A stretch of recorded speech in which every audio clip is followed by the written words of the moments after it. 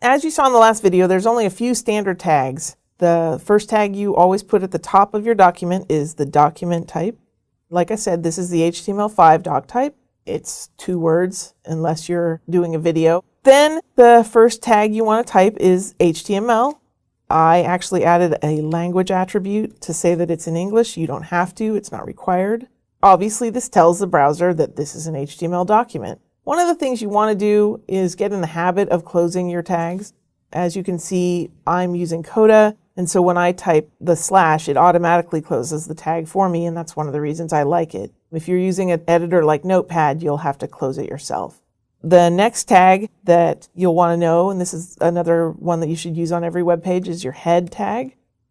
The head of your document is all the content that doesn't display on the web page. It's information about the web page, what they call metadata. This metadata is things like the title that shows up in the browser bar. It's the keywords for search engines. It's the description for search engines. It's all those things that you want to have information about the page, but you don't want it to actually show up as the Jennifer Kiernan hi there text that you saw in your web browser. Item we're going to have in here, we're going to have 2 items actually. We're going to have a character set, meta char set equals. You should always have your meta char set as the very first line of your HTML head.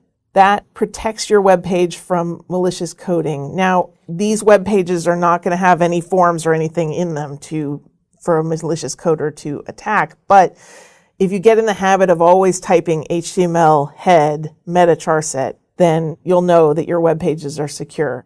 Then the next tag that you want is the title tag, and I'm going to say my new web page. Like I said, this is the tag that shows up in the browser bar. It also shows up in bookmarks, but it does not display on the page. And this is something that confuses people, because if I were to save this page now or just preview it, the page is blank because the head does not show on the web page. So even though I have a title, there's no title on the content of the page. Once you have your head, you have to close your head tag. So I have my closed head tag right here. And then I want to put in the body. The body is the main portion of the page. This is the content, Jennifer Kiernan. And if we previewed it now, as you can see, there's my name. You can just type in text. I'm going to grab some placeholder text and I'll just shove it in here. And if I save my document, you can preview it. One thing you'll notice is that even though I have written Jennifer Kiernan space and then an empty line and then another line of text, when you view it in a web browser or the preview, they're connected.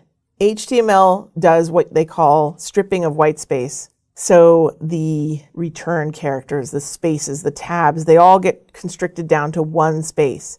For those of you who like to have period and then 2 spaces, you're out of luck in web design.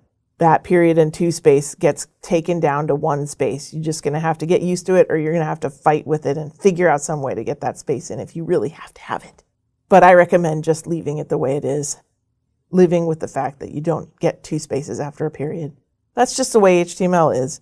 Those are the basic tags for a web page. If you just wrote that, you would have a web page. You could post it on the web. It would display. If we go to my web browser and we reload, you can see that there's the web page right there. That's what we just wrote, and it's showing up in my web browser.